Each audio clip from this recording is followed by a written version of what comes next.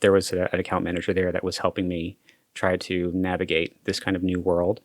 And as he was going in with me to look at our register and our ledger, he was going, it's incredible that the GM is not at your desk every single day going, where is this money? Where is this money? He goes, I get that you've only been in this role. This was like the first month, right? And I'm looking at everything going, is it really supposed to look like this? Like, this looks kind of bad. Is this really as bad as I think it is? And he's like, yeah, it's worse. You have no idea how bad it is. Did y'all not like have someone from like corporate come down and do audits and stuff for the hotel? No. What?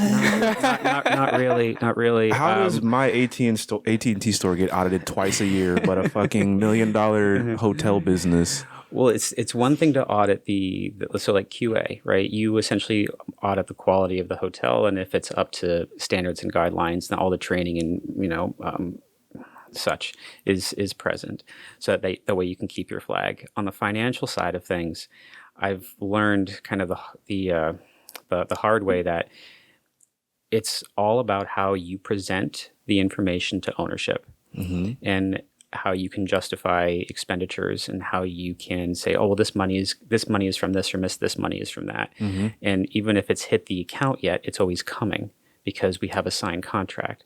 So it's a matter of actually taking that additional step to collect the money, which is, for whatever reason, too much for some people. So it just continued to get pushed off, and I don't think that anybody wanted to take accountability, because we went through 3 general managers in the time that I came back. So we went through 3 general managers, 2 directors of finance, and 3 assistant directors of finance. And we went through more accounting managers than I can recall. So I think people just came in, looked at it, and were like, "Yeah, I'm not taking ownership of this mess." So I'm not gonna let this mess ruin my resume. It's a snowball. Like, it all just kept on adding up and adding up, and no one decided to. And then on top of that, handling the day-to-day stuff, it took me 6 months to get the property current. Yeah. Well, go you, man. So you did it? Put that. No, I did it. Oh, it's done. It's done. It's. I don't know what it's like now, but it. you caught it up to where when you were there. When I left, it was current. Yeah, my director of sales was like, "Yeah, he's a bulldog." That's the nicest thing you could say to me. Honestly, was that really even your job? Because you said you were in accounting, so actually, that was definitely your position to get that sorted out and cleaned up. Yeah.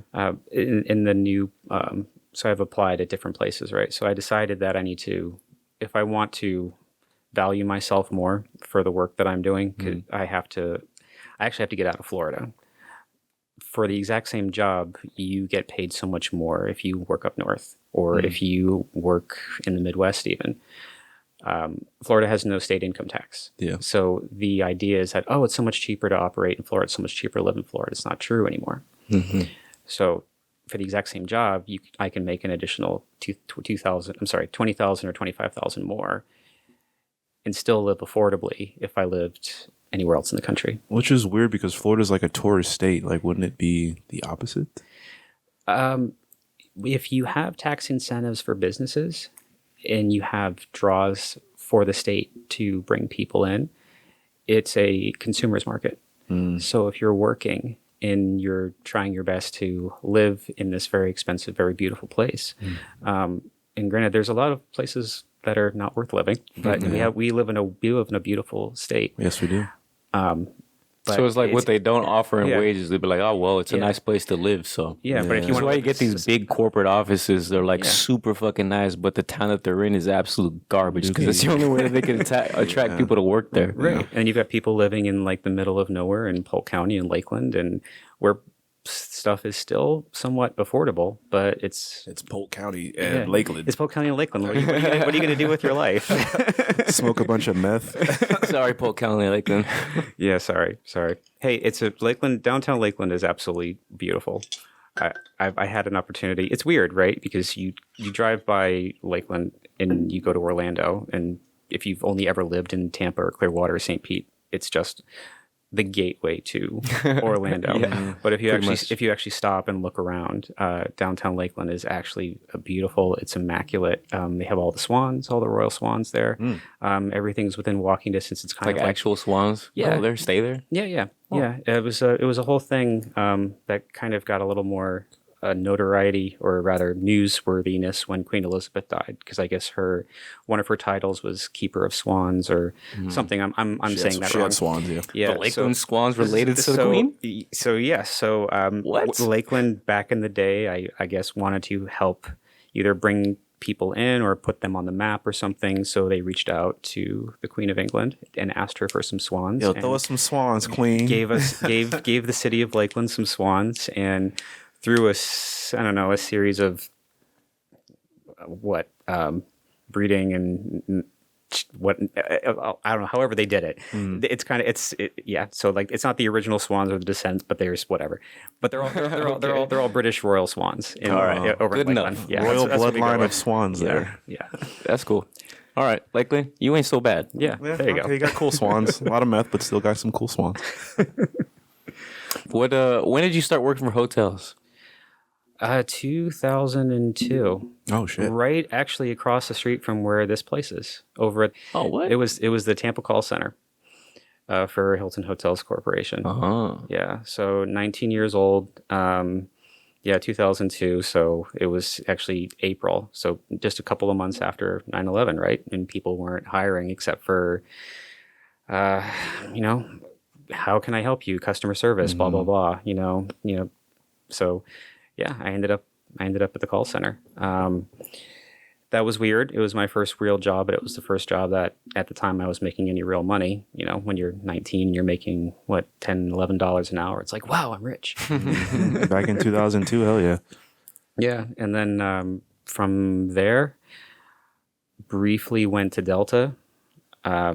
That was weird. I'm like, if I do hotels and I do airlines, then I'll have the total hookup. Like I'll have my cheap flights and I'll have my cheap hotels. But all the travel benefits. Yeah, I learned very quickly that non-revving on airlines is kind of a problem because to get that free ticket, you're always on standby, and I ended up spending the entire day at Tampa Airport just trying to get to Atlanta. Yeah, Non-revving. non-revving. What does that mean? Non-revenue comp ticket. So you use, so like how we would get sometimes comp discounts or cheap discounts at hotels. If you non-rev on an airline because you're an employee, you essentially can fly for free, but you're on standby the entire time. Okay. So when those messages, all flights are full. We have an entirely full flight. There is at least 5 or 6 people that work for the airline that are sitting in the seats going, man, I've got to change to the flight that's leaving in an hour, and there's no guarantee that I'm going to get on that flight. And then so I started to do this because it was Delta. You could only really go to Atlanta if you were going to go anywhere out of Tampa. I started to connect through Pensacola or Tallahassee on one of those little ASA jets and then fly up there just so I could get to the hub. And even then, there was no guarantee that I would get on the next flight to Boston or That's so California. risky. Yeah, so sorry, I was talked about that for too long. But yeah, so just a couple months at Delta didn't work out. Went to the Walt Disney Company for 5 years. That was weird because You worked at Disney in Orlando? no, call center. That was my specialty in the early 20s, 20-year range. They would give you a $1.5 million or $1.1 million a month sales goal. So That's a lot of fucking money. yeah, That's a lot of fucking people Yeah. go to Disney. What Yeah, the that- fuck? that's a then lot of- again, that's a lot of I people. guess I am underestimating the prices of these things, but still, right. I mean, it's like $300 per person for Yeah. like a day anyway. So I mean, Yeah, and if you stay $1.5 million. I'm sorry. What's the time frame that you got to get that? within 30 days, At 30, that's okay. Yeah. Not too bad. No, What it's- is it, like 100 families? something like that. If they spend $30,000 a pop, and some people do, right? So like two or 3 rooms or a suite at the Grand Floridian, along with your tickets and dining. Yeah, you're up Great upwards of 30 hotel. grand. Yeah, it's beautiful. I mean, the challenge is that you don't really get so much a typical like hospitality sales commission on that. You might get a percentage, and if you meet your sales goal, sometimes your commission was you got to keep your job for the next month or the next Jesus. quarter. Because you can only miss your sales goal, I think, 3 times before they let you go. I would expect no less from Disney. that is demanding as fuck. What Yeah. the hell? So, and I'm sure there's a lot of people that really genuinely enjoy, working for the company on the front end. The people that Yes, would work I at the enjoy parks. working for Disney. Yeah, the people at the parks always said that they really like their jobs. When you get behind the scenes and into the revenue side of things, Mickey's got a whip. No, we had these two girls on, and they worked for like the Disney like that's college right. program, and they The had nothing but internships. complaints. Like Really? So when they housed you, they would take your rent pay out of your check, like initially, like once they would pay you. So you'd say your rent's like $700, you get $1,100 check. They're taking that $700 right out of your check, every check for that rent. That sounds like them. So it's like, can I at least save for the rent at the end of the month? Damn, y'all just gonna snatch my money up front. Yeah. So I could see how that could get, Yeah. So there was a lot of like mandatory overtime because we weren't union. It became challenging. And then my department was we had 2 layoffs in 2010. So we had 1 layoff before Easter, and then we had 1 layoff before Christmas. And I was the layoff before Christmas. I'm sorry, 2009. And then from there, I had thought, well, of the companies that I've worked for so far, would I go back to any of them? And from the time that I had worked at Hilton, getting all of the travel benefits and the perks of staying, at these beautiful places for next to nothing, I thought, I really felt that it was a more freeing type of experience, because if I wanted to take a weekend and go to the beach, I could. If I wanted to take a week off and actually go to like Europe, I could get a cheap flight and then stay somewhere, for $35 a night, US. So it spoiled me a little bit in the sense of that became like the lifestyle that I wanted. So if I wasn't going to have maybe a lot of money in the beginning of the career, I could at least, have a good life. I didn't want to feel trapped, right? Yeah. So what was the first job like actually in the building? PBX operator. Thank you for calling. How can we help you? Just front desk, how basically. can I connect you? How can I direct your call? Blah, blah, blah. Yeah. Okay. Yeah. And then from there, they had learned that I had all the sales experience with the Walt Disney Company. So like, why are you in operations? Come upstairs. So I became a sales administrator, and then an assistant to the GM, and then an assistant to the director of sales, all still while doing all of the sales contracts and things. So I got a lot of my contract experience from that. They wanted me to move up to be the Smurf manager. Like, not that I was a manager at Disney, but that was my market. I said, I really don't like this. I mean, the office hours are nice and everything, but dealing with when you deal with people, right, as it's, say, one-off, checking in, checking out, you can pretty much have, like, if there's a problem, you can find a solution almost within, like, a few minutes, and then you move on to the next thing, and the next thing, and the next thing. When you're in sales, especially if you have a team that's not necessarily cohesive, things tend to linger. And you're relying more on other departments as far as what if they have catering, and what if they have food, and has this been ordered, and is this going to change? And so if there is any sort of a challenge, as much as you want to resolve it right away, sometimes it takes a long time. And I hated that. Yes, this is my responsibility, and I can't get it done right away, and this is why. But I hated that. So decided to go back into ops. Moved out from there into the Embassy Tampa Brandon as operations manager for a while. Basically took in the entire hotel. So very stressful, but a very good experience. I think people forget like how much like operations go into a hotel, because like when you're as a guest, you walk in, you just see the front desk person and like maintenance people. Yep. But like you don't think about the sales people, like you're saying, the management that make sure everything's okay, the financial people that are in the building too. You just see housekeeping people and front desk. Yeah. So it's like it's definitely cool to hearing like that layer peeled back in the hotel business, because I didn't even know it was that operative. Like, It's like a little city. Yeah, literally. I'm happy to pull the curtain back for you. Yeah, there's a million little parts that go into play to keep everything running and make sure everybody gets paid. That was the crazy thing when I started doing accounting here. Not to jump to the present, but that they were still able to. I mean, I'm sure they were still able to, but it was just odd that all the work that everyone is doing, from the catering staff to the housekeeping staff to the front office staff, and as stressful as some of these groups can be, because in downtown Tampa, it's mostly conventions and it's mostly youth groups. Massive groups of people. And youth groups are hard. So it's a high volume of people.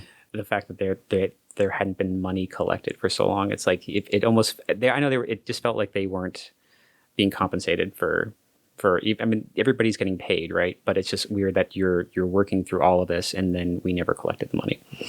So groups were getting just free events, is what you're saying? Yeah, free stuff all the time. What the fuck? Yeah, free stuff all the time. How does that happen, man? I can't understand. Like, there's like no checks, no. Just that's it. Just nobody collected the money. It's as simple as that. Yeah, no one collected the money. What? No one collected the money. Oh, we'll just eat it. It's fine. It'll come in eventually. Somebody will do it. That doesn't make sense to me. In the meantime, we'll just kind of not talk about it. No way, man. Somebody's got to be taking some fucking behind the scenes.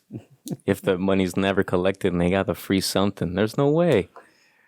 How does it stay open? How do y'all stay running with this kind of stuff? Like, you have these massive events and no one pays up. Like, how do y'all continue? Like, well, the correct thing is to put it into essentially the ledger or AR, and then continue to try to follow up on it so that it doesn't get.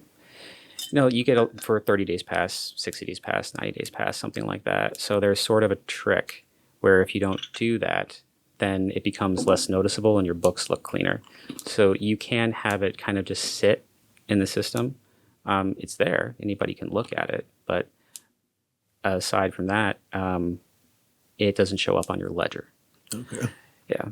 So anything that might be overdue doesn't show up. And then you look at the overall like kind of transient revenue that was collected at front office. And then you kind of transition into, oh, well, this is the maintenance that we need on the property and blah, blah, blah. So it's all about. There you go. I didn't even think about that. The maintenance on the building too. It's all about creating a picture. Oh, jeez. I think I wanted to work in the hotel business, but I don't think I want to do it anymore.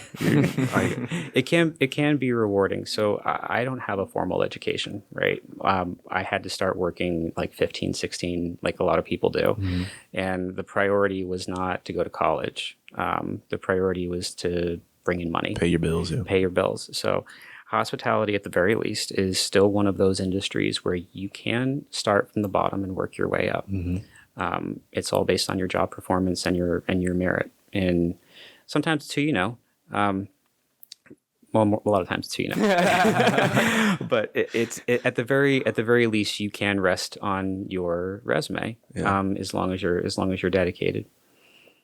So I'll say that at the very least, it can take some time, but so long as you're at least ambitious and you have a goal in mind, you can actually work your way up without a formal education. If you're good at like that first level, obviously you'll know, the operations better than them pulling on some new guy from a different, never worked there before. So, I mean, the other thing is the number of levels within one building. You know what I mean? You're at AT&T. You're the top manager in the building. And you got managers all across the state in different positions all across the state. And all. In the hotel, the top position you might be aiming for is in the same building. So you can see the person every single day. Yeah. Yeah, no, my district manager's in fucking California. So it's like... Well, the other challenge with that is you kind of have to be somewhat of a nomad. Because you have people that have essentially worked their way up. In most cases, they've learned how to do the job, but they've not necessarily learned how to be a good leader. So if you are also trying to work your way up, a lot of times that person that is your direct manager might be like, wow, I really need you in this position. Well, we don't have a lot of people. Well, I really need you in this position. And then they end up hiring sometimes out of the company. But it's not necessarily a deal breaker so long as you are okay with the idea of being a nomad. So every time that I have gotten a promotion, if you will, I've had to switch properties. So the promotion is always at another property, because if you're within the current property, most times it's very hard to transition upward. What do you mean? Like, is it just like the social setting, like, former peers now having to address you as a superiors, that kind of thing? It's not so much that. It's more, it's my impression is it's more of you're needed where you are. You're needed where you are. We need you where you are. Okay. It's almost like a counterintuitive perspective on being successful at your Yeah. position, where it's almost you can be a victim of that success in your position, where you're so vital that they're not going to change your position. Of course. And then what if you have other skills, right? What if you have an accounting background or you have a human resources background, but because of your current position, those skills or those muscles haven't been flexed. So nobody sees that. So then that creates a doubt of, oh, well, you've only ever done this. Like, no, that's incorrect. You've only ever seen me do this. This is what I can do, and this is what I'm willing to do for you. So this did is y'all why, look at my resume or what? Exactly. Like, this is why I'm here, so that they would rather find somebody where their last job was this thing as opposed to giving you the opportunity to do this thing. So I have come across that. I still think it's weird. Like if I always had a picture of like a business model of like you hire within, or you promote within. But like it's sounding like, if you wanted to be a manager, they'd shoot you to some store across the fucking state. Well, isn't that kind of what they did with you and AT&T? Once you became a manager, you were going from store to store. Well, just about 2 stores. Yeah, I guess they didn't. Yeah, I mean, I guess it's inconvenient, but it's all good. You still get to advance. You just have to be kind of flexible. but you got to start over, relearn everybody, rebuild relationships, learn how their culture is at this place, because every place is gonna have a different way they do things. So Yeah. The biggest asset is just when you go to a new place, just don't be a dick. don't be a dick. just try to get along with everybody. Be a sponge. Yeah. Absorb everything. Give everybody their space. Give them a place to talk. See how they're doing. Any crises? Any interesting stories we can Karens. hear about? Oh man, how much time do you have? Bro, we're going to be here for at least an Plenty hour. of time. Plenty of time. Oh goodness gracious. Man, stories. I've got a million people stuck in elevators stories. Oh shit. I mean, they all end up the exact same way. But I mean, nobody ever has gotten injured or hurt, which has been wonderful. I don't ever want to have to deal with that. It's just it's always during a very extremely busy time, right? So, and I've been using the downtown Tampa properties as an example because there's so much volume. So we'll have. So it's 300 some odd rooms, and with that, they're all suites. So it's like 900 people in the building, and they're all down at the same time, and they're all at breakfast at the same time, and they're all complaining that there are so many people. And my comment was, "You're part of the group too, right? Like you this is your group, right? So."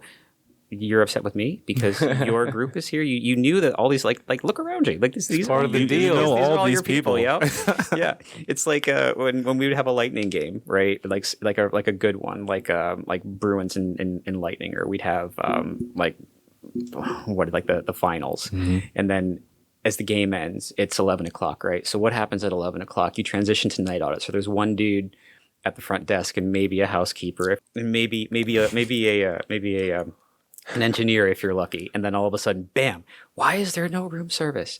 Why are the elevators so slow? It's like because the entire arena just emptied out into our lobby. That's why. It's like why can't I get my internet work done now? It's like because it's almost midnight. Like everything is closed. Like we're closing all this stuff. Like I get that you're here now, but like you're here now because the game let out. That doesn't mean that the entire downtown business models transfer over to, oh my God, we're going to stay open till 3 a.m. and be like kitchen's open, IHOP, nightclub, serving the drinks. Yeah, It's like no, a it's full service parking lot, son. yeah, exactly. You're coming here to valet your car. Yeah. Oh man, yeah. Valet is another one. Like, I don't necessarily have any concern about valeting my vehicle, but there's been so much. Like they hire every valet company is exactly the same. And when it's a third party contractor, there's nothing you can do as the property because you're essentially leasing out a space. It's like I'm saying you're signing a contract saying this belongs to you, this service is yours, and we have no liability. So like if there's a pile up, I don't have the liability to drive a car unless it goes against my own personal insurance. So cars that have gotten stolen, cars that have just been driven into walls, cars that have like destroyed barricades. We had this one dude. It was over a hockey night. He was the only one there. So that's the other thing. They never staff correctly. I've never met a valet company that is staffed correctly. Sometimes they get better, but then they're like, well, it's only so many people. But it's like, yeah, this is how many people are coming into each They understaff room. it on purpose. Otherwise, they can't get these guys to work, and they won't make their money. That's extremely true. Yeah. So we have this one guy on a busy night, and we're calling him on the radio. We can't find him. The guy comes to the desk. He's like, I've been tracking because he had some Mercedes. Like, I've been tracking my car, and it's like 1.5 miles from here. We're like, oh, well, we don't have, I don't have somebody here immediately. Let me get, their management on the phone, because we could at least reach out to their managers, whether they were home or not. And we're calling the guy. He's like, yeah. He's like, I'm just coming around the corner. I'm just coming around the front corner. Like, dude was going to Ybor to buy weed. Oh my God. Dude was going to Ybor to buy weed. In a customer's car. Oh, shit. In a customer's car. Oh, that's some Ferris Bueller shit, man. Yeah, immediately terminated. Yeah, the cars that have been stolen, like just straight up out of the lot overnight is prime, right? So you've got these guys they won't be hanging out in the back. They'll hang out in the back office. So they'll think that just watching the cameras or whatever will be an indicator of, oh, there's somebody. No, there is not somebody. Which, for customers, sure, but that doesn't mean that you're not going to have some random homeless person walk off the street and walk up into the secured, I'm doing air quotes, secured garage. And most of the time they don't have the key to the little booth, right? So they would just leave the door unlocked. Now, all of this may have changed, but at the time that it happened, they were having trouble with this. So they would just go into, and it happened more than once. They would just go into the unlocked, unattended, unwatched booth. So the valet dudes don't have the key to the valet booth? They lose it all the time. So they just leave it unlocked while they sit in the back office, or they'll wedge it open with some sort of prop. Oh my God! Yeah. And these homeless dudes would just walk right in. For every person's car that they've parked. Exactly. Homeless dude walks in, looks for the shiniest key he can find, and fucking walk upstairs waiting for the beep. And then of course the gates are open because they don't have a key for that either, because they lost that. Oh. Or because this person has it, or this person took it home, or they didn't have, so they just open the gates. So you have an unlocked booth with a myriad of keys, and then they come to the front office to complain because you're the face of the property. Yep. And you have to go through the horrible script of, unfortunately, no, there's nothing that we can do. They are a vendor. They own the rights to all of the operations and the service in this area, or in this particular garage, blah, blah, blah, blah, all the things. And then you refer them to the management for the company because they obviously want to file a claim. Yeah. And I would say to people, if you're trying to file a claim with me, understand that's going to go nowhere, because they are going to say, what exactly happened, who is the insured party. It's like, oh, so you're claiming something on your insurance that you're not covered for, so denied. Doesn't happen. That's crazy, man. We had I got ballet. They could talk about anything, but yeah, I'll talk about ballet. we had some guys doing like donuts in customers' cars on the roof of the parking garage. It actually might have been when you were still there. For real? Yeah. It was a woman that had a Land Rover, and she just happened to be in a room. We just happened to put her in a room that was overlooking the top portion of the garage, so she could see her car. So she could see her car doing donuts on the roof. That's wild. You gave her the garage view, and then her car got stolen. Yeah. Because who's liable? Like some third-party parking company. Yes. But do they even do anything about these issues? Like, is there really any like problem solved at the end of this? Well, the amusing bit is it all really depends, because it seems like they are happy to go ahead and file a claim, but if the claim is denied for whatever reason, they just wash their hands of it. And I feel like that happens more often than not, because a lot of times we would get phone calls saying, I need to talk to your GM or your ownership or blah, blah, blah. I'm like, what happened? It's like, my car. I'm like, oh, here we go again. Because there's it's like a weird fire insurance situation. Yeah. Yeah, exactly. It's like, who's liable? Who's not? And they always try to make it the person who answered the phones problem. Yeah. When it's just not, you may as well be trying to file a claim that you lost your luggage with Delta Airlines or something like that. Doesn't matter that we share a building. I remember one night there was a guy who was streaking in front of the elevators. Yeah, Streaking? we have those. If they would just get full nude and stand in front of the elevator waiting for someone to just pop up, see them, and the door closed and they leave. Like, I'm walking down the stairs, going to 4 and walking down to 3. Fuck this. Was it a resident or was it? It was a guest. It was a guest. random- No, it wasn't a homeless person. That actually happened at the Hilton not too long ago. A flasher. Yeah, it was no. They came down the elevator. It was this older, larger white dude, just buck naked, and I guess that the kid at the front desk wasn't necessarily paying attention. He just thought he came from the pool because he walked up to him and then noticed him once he was in front of him. So you've got the desk and everything right in front of you. Just saw a naked torso. So he's just having like a regular conversation that anybody else would have, and like the girls that are on the far left and right are going. They can see it and they're horrible. They're like he doesn't know. Like, how does he not know? Like, he just like, what's going on here? It's like no, I don't want to see that. So he's kind of a little bit curious of why are these girls? Why are they freaking out? Why are they freaking out? And then he finishes the conversation, and he's still obviously up and looking at the guest because you're supposed to make eye contact with a certain number of feet in knowledge. And granted, he obviously didn't do that because he was looking down at his computer as this nude individual walked up to him. Great job, guy. Great job, yeah. Yeah, as he's walking away, he's like, "Oh my god!" And then you see it on the security camera. Butt cheeks and gut. Yep, butt cheeks and gut.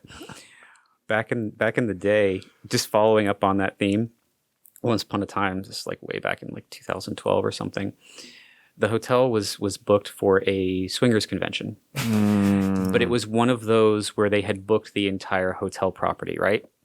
The mindset was there are all these people that are going to go on a cruise the very next day. So they're going to go on a swingers cruise the next day, but they need a place to stay. But they want a place to stay that nobody else is staying because They're going to be having a giant orgy. Among other things, yes, and walking around and doing inappropriate things. However, what ended up happening was their contract fell into attrition, which is a fancy word for saying that they didn't book all of the rooms that they agreed to. So the balance of those rooms goes back into the house for a general sale. But you never disclose which groups are in or are not in house because of course everyone's welcome. You know, it's not necessarily anybody's business. But because that particular element had that idea that it was their entire hotel, you had women walking around with the corset with no top and just the boobs hanging out. And then you had families with children coming in upset because they're seeing this. So we have simultaneously we have the corset woman right at the front desk yelling that there are families with children in the hotel, and then you have the family with children at the hotel yelling to the other agent about the woman in the corset and her associates, which also ended up with different types of shenanigans. So the elevators are glass. The 20-story glass atrium elevators go all the way up. You can see everything. They started to do this thing where they would take a blow-up doll and they would shove it in between the glass and the railing, right? So that it was locked in there once they blew it up. So they would blow it up and then they would just let it go in the elevator, just up against the glass, all the way up and down. I cannot begin to tell you the level of complaints that were. They're just allowed to walk around naked. You couldn't tell them to put some fucking clothes on. Well, of course we did. Okay. Of course we did, because we never said they could do that. Okay. They assumed that they could do that.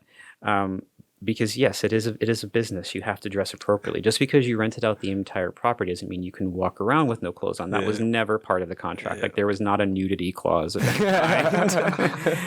kind. They just Now, Paul, I want to reconfirm something real quick. We talked about the nudity clause, right? right. You know, I think that was in like the ultra fine print.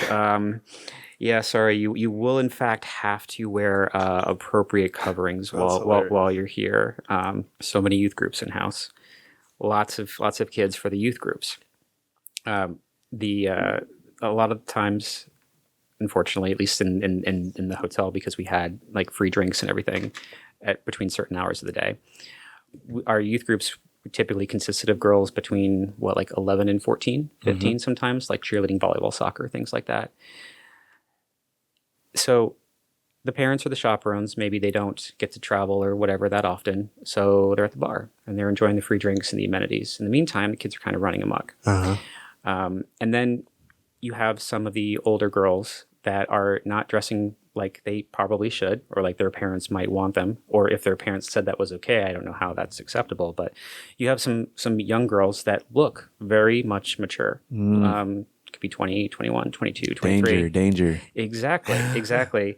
Combined with the free alcohol and hockey games and things, you end up having interactions of, hey, how's it going, with people that are not of a correct age. And then that becomes our problem somehow, because the person in question, or rather the child in question, was allowed to walk around wearing tube top and short shorts, where as your parent that your daughter looks very much like a mature individual that could be in Ybor right now, having a good time.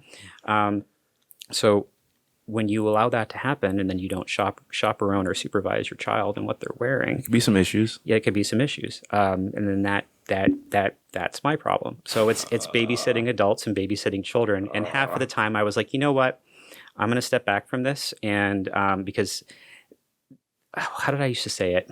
Not that this is above my pay grade, but I started to say, it's like, this is an area of expertise in which it is very sensitive, and maybe I don't have the expertise to have this conversation. So I'm going to contact Tampa PD and have an officer come in, and then the two of you can work this out with the officer, and whatever Tampa PD decides is the course of action that we'll go forward with. Yeah, it's got nothing to do with you guys, brother. No, but it's kind of, you have to turn on that light switch in their head so that they understand that we're not here to chaperone, because it's how could you possibly let someone come in that would talk to my daughter? And I'm like thinking to myself, they tried to pin the mediation of an adult talking to a minor on you. Exactly. We're just running a hotel here, guy. Yeah, it's like we're not doing background checks and I'm not the everybody judge that's coming in, right? Fuck? Like, the amount of weapons that are left at the property is insane. We don't have the ability to background check people. Everyone is welcome. We expect you to behave appropriately. And yes, I understand that this was a situation that happened and it's very unfortunate. At the same time, you have to share the responsibility. If you're letting your daughter walk around in nothing, and how she looks like she could be 20. You know this. We don't know this. Like, we don't even know what her name is, because you don't have to provide names of minors to the front office. We just need to know that there is a minor in the room in case there's a fire. Then we can say, there's X number of people in this room. This is who you're looking for. Things like that. So babysitting is babysitting adults and children. Did you have any bad interactions with celebrities? So I've had two good interactions with celebrities. We'll start there. Cameron Diaz, back in the day, came into the Starbucks when she was dating A-Rod. Okay. Once upon a millennium ago, and she drove up in her little Porsche Carrera or whatever it was. Super, super sweet. Like, one of the kindest people. Just, you have so many people that come and approach you every day that are like just awful, entitled, individuals, and you would expect maybe something a little bit cocky from an A-lister, an actual celebrity. No, incredibly kind. Like wonderfully kind. Do y'all know Richard Dreyfuss? No? Okay, so Google? Jaws, Close Encounters of the Third Kind, Mr. Holland's Opus. Okay, yep. What About Bob? That's a little minor comedy, but whatever. He's an old actor.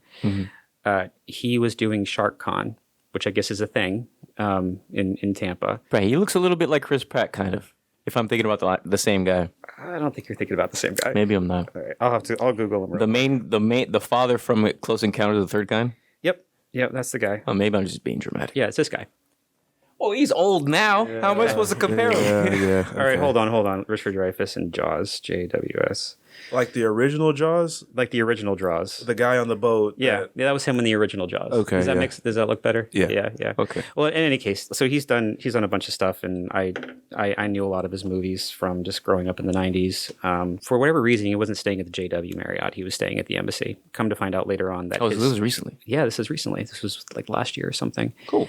I guess his current wife used to work for Marriott back in the day, and my impression was that they she did not have a fond experience or memory, so they went to with the only at the time all suite Hilton property. So I'm working with a girl who didn't Put it this way, it's a budget option by comparison. It's Embassy? Yeah. Oh yeah, super budget. I option. went in there. It was nice. I went there it's to nice. park downtown. But you hadn't seen the luxury hotels that got built afterwards right across the street. Yeah, okay, never mind. The Vinicks have thrown some serious money into downtown. They're just beautiful. So they were staying at in Tampa for Shark Week. Yeah, they're staying in Tampa for Shark Week. The girl that was, I guess, working with his PR person, or who I thought was his handler, was very by the book. So she wasn't going to let anybody check in without an ID. She had no idea who he was. She was all 20.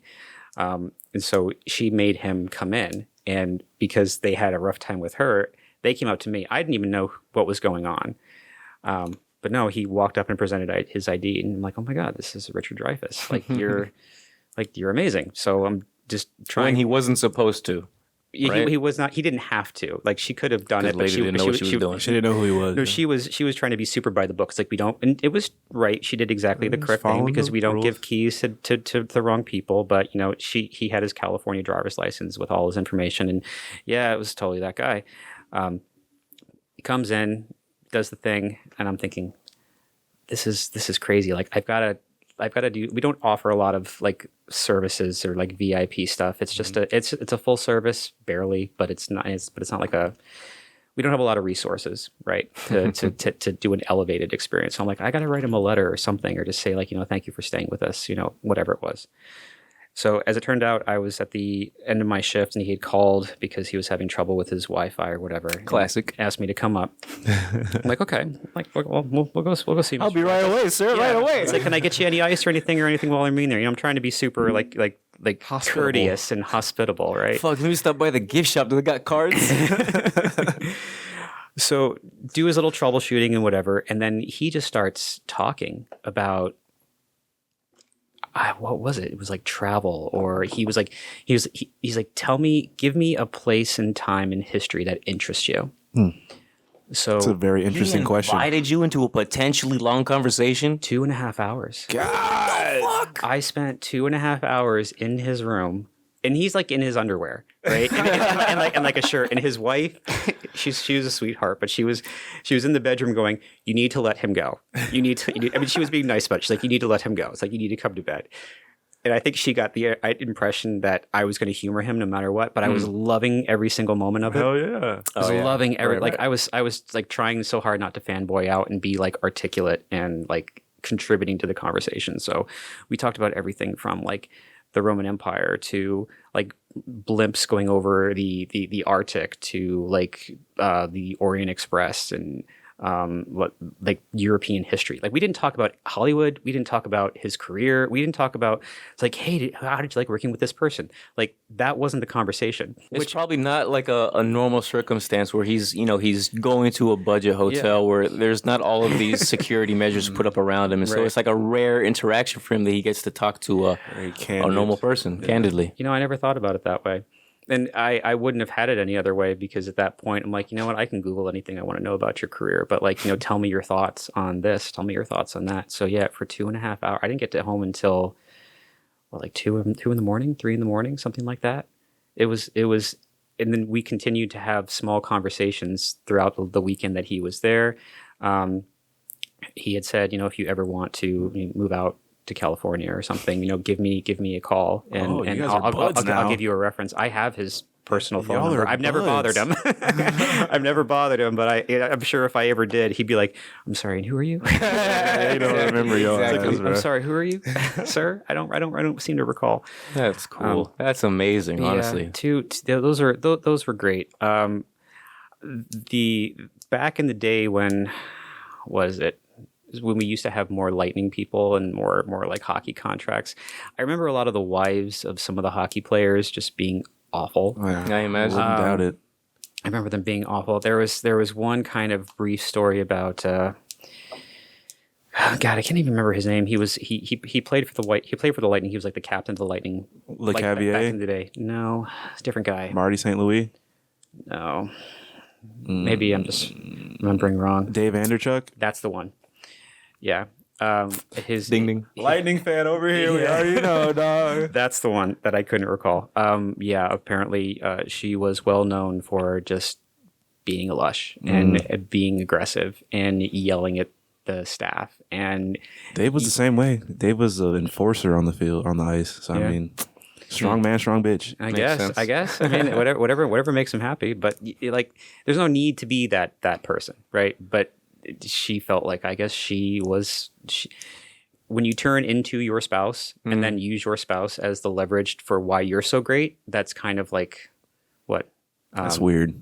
Yeah, it's like what, Henry and Meghan, something like that. Coattails. Exactly. It's like, no, you're not really that great. You just happen to be married to the person that is great. So please don't be awful to the rest of us, because one divorce and a bad attorney and you could be working here. Right? Let's be real. She be You getting ain't half that Brady's man's wife. money. You ain't Brady's wife. Exactly. Oh yeah, she's amazing. It's kind of a shame that ended up breaking up the way that it did. Yeah. I'll be real. I didn't ID a single celebrity that came in to check in. No, Not a You single should. one of them. Not a No, single what? I know who the fuck I'm looking at. He told me he met Stephen A. Smith. Stephen A. Smith will came come to in. the The dudes hotel. from Walking Dead came in. Maybe a Oh. few others. I never ID'd none of them. Yeah, some Comic-Con people. The guys that did the voice for obviously the English dub version of Dragon Ball. Oh, Yeah. What? Yeah, so- you're What? lying. Sean Schemmel was there? Yes. And Christopher Sabat. Yep. Oh, Make sure I get both of them. Yeah, so like Goku, Vegeta, Gohan. That's so crazy. Yeah, he yeah. checked in, right? Yep, So obviously, yep, it's like first you he start did. hearing that voice, and you're like, Yeah, Goku. Well, he'd have to do the voice, right? well, his natural speaking voice is so close to very, it. That's the very thing. close. Very Well, close. the crazy thing is I didn't even realize it until afterwards. I'm like, oh my god, I just checked in Goku. That's so funny. Yeah. Awesome. Yeah. Comic Con's a lot of fun. We get a lot of like voiceover people. Well, I don't think we ever had like Carrie Fisher back when she was at Tampa Comic Con, or like that level of people. But on occasion we had sort of minor celebrity. Who's Scarlett Johansson's wife? The guy from SNL, or sorry, husband, the guy from SNL. The sad dude, Pete Davidson? No, I'm taking a wild guess. Pete I don't know who is- she's married to. no, the other guy from Staten Island, not Pete Davidson. The Colin Jost. Apparently, he came in. He came in overnight. He came and he stayed late, but he had some sort of issue with the desk lamp that was overhanging the desk in the room. So he stood up apparently before he had checked out. The bulb or the lamp shattered and like was all over his face and hands.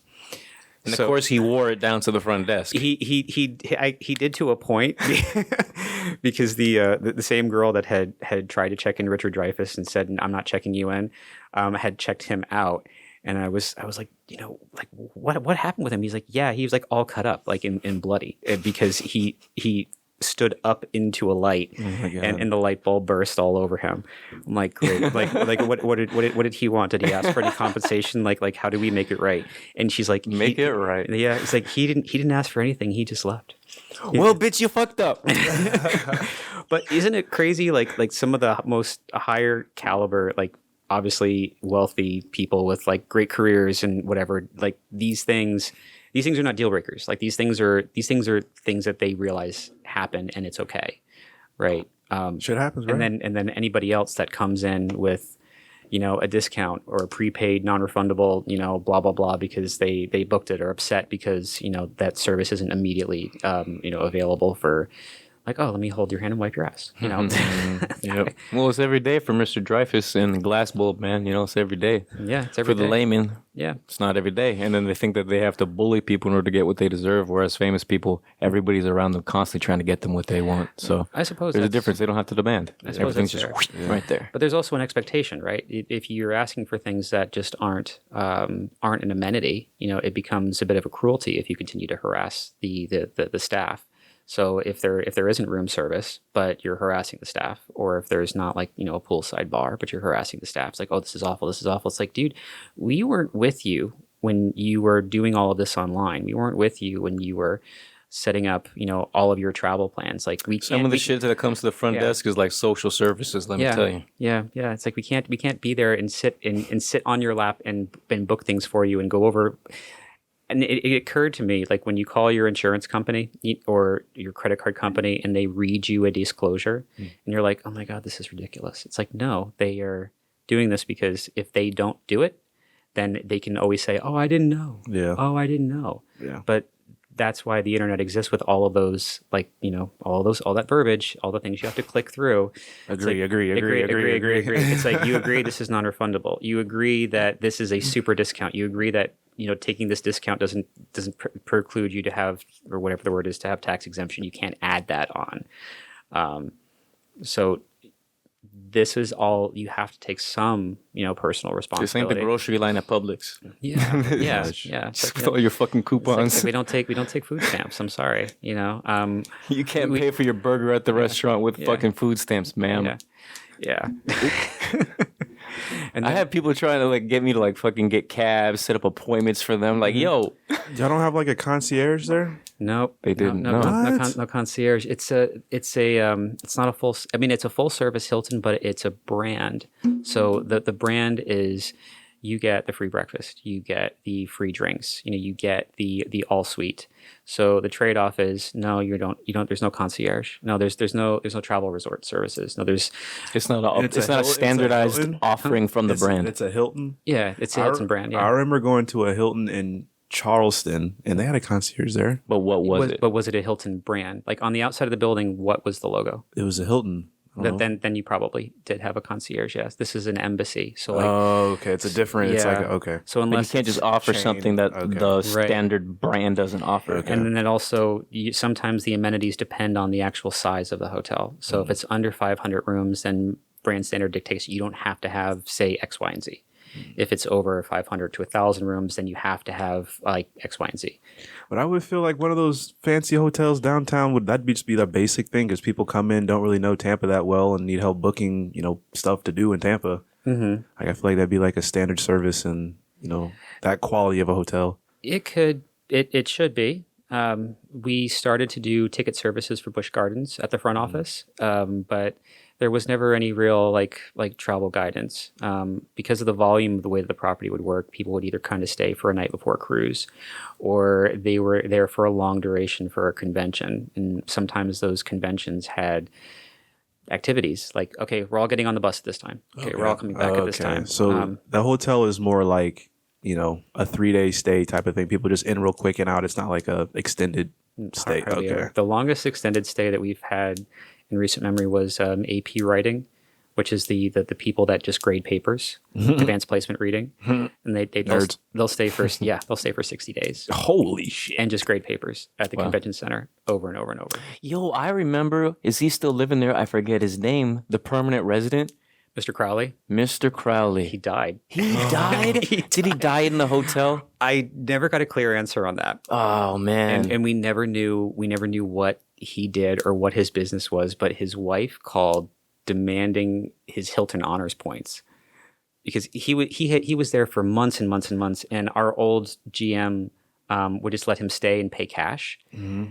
And he would always have a high balance. So you stay for 60 days or whatever, you're going to be like thousands upon thousands. He had of a tab or something. He had a tab. They let him run a tab. I don't even know how for the room or for every like. He charged everything to the room. So yeah, it was whatever. He always had the largest balance of points. Yeah, damn. Yeah. Massive balance of points. Never seen more points. So wait, how does that even possible? How are you allowed to even like? As long as you're paying, I guess it doesn't matter, right? He got the GM's permission, and so we were all like, really? And then it became, okay, well, when do we collect this? How are we? Because we're not set up for residents, right? Right? Like there's auto pay or some shit. Yeah. No, and he wouldn't leave a credit card. He would never leave a credit card. He would always pay in cash. He would never pay with a drug dealer or anything else. We thought, we used to spin tales like he was in witness protection or, maybe he was a drug dealer. Did you ever see him? Mr. Crowley.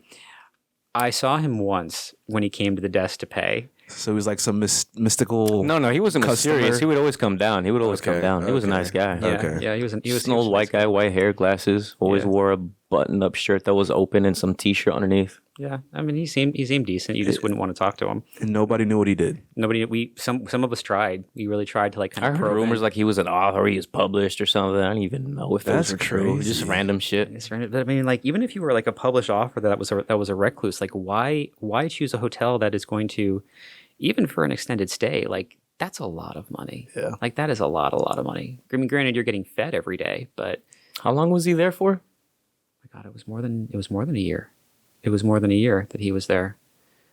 We started to get very soon his mail, and it was never anything relevant. It was all just like advertisements. Like we couldn't even determine what he was or what he was doing from by the mail that he was receiving, because it was all just like, just nonsense, like in garbage stuff, like open a credit card, or oh, here's your Val pack today.